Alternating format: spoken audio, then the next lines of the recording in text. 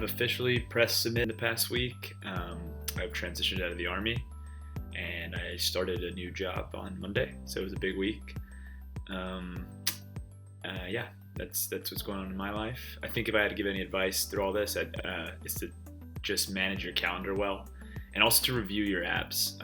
I caught 2 typos on my application after I submitted. They're not big. Hopefully, if AdCom's watching this, ignore what I just said. But yeah, review your apps. Make sure there's no typos. Have someone else review it, and then maybe even have someone else review it after that. Because I'm kicking myself in the butt for that one, but I caught it, so moving forward I'll be okay. Yeah, a busy week. My big 3 applications are done. I'll be starting my consortium application here shortly. So I think one of the biggest tips I got going to the essay portion of this is that you could give your essay to 100 people and they'll have 100 edits for you. But at the end of the day, it's what you feel is best, and you want to put your best foot forward. So I think it was good. I gave my essay to about 10, 15 people. Maybe 10. And all of them had edits, and I took the ones I liked and I didn't use the ones I didn't like. And I put up a product that I think is what my best effort was. Hey everyone, I'm about to press submit. So here we go. Okay, submitted by both. Let's hope one of them let me in.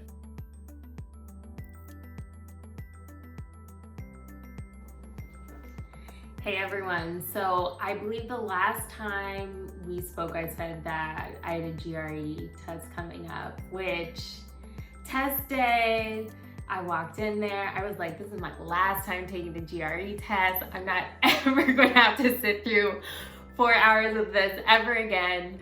And upon arriving at the test center, the computers had shut down or crashed minutes before I'd gotten there.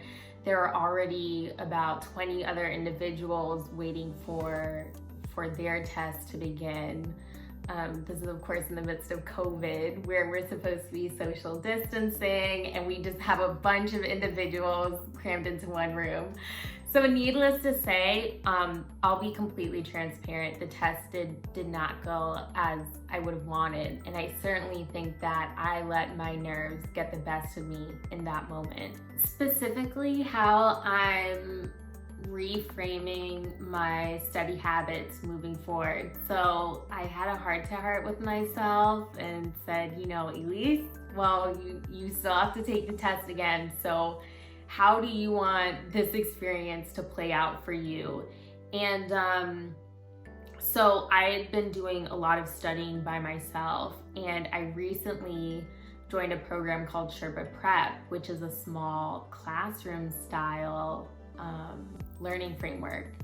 And I love it. I love my teacher. I may actually like math a little bit, like learning about it. It's way more interactive. It's super engaging. I love how I can ask questions. So it's kind of funny because even though that GRE testing experience didn't go well, I think it's provided me with a far more rich learning experience than I was having previously.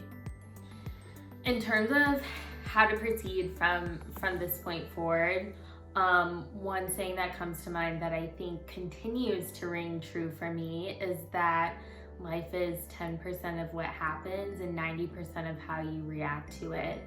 And I certainly think that persistence and resiliency, with also flexibility and positivity, are certain values that I continue to come back to. So even though I have a longer way to go on my GRE testing, and that I won't be applying round 1, I also think it's given me some space to have more introspection on my essays and to produce quality recommender packets.